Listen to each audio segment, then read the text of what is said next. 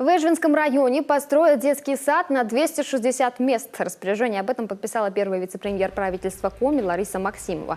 Стоимость проекта – 182 миллиона 700 тысяч рублей. Средства выделены из федерального, республиканского и городского бюджетов согласно региональной адресной инвестпрограмме.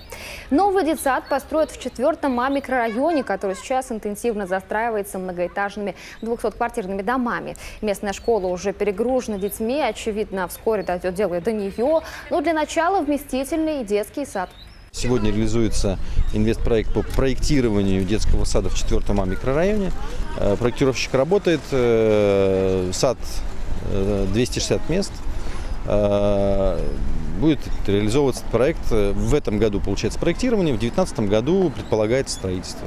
Я думаю, это там полностью решит фактически проблему с местами в детских садах, в том числе и детей после 1,5 лет.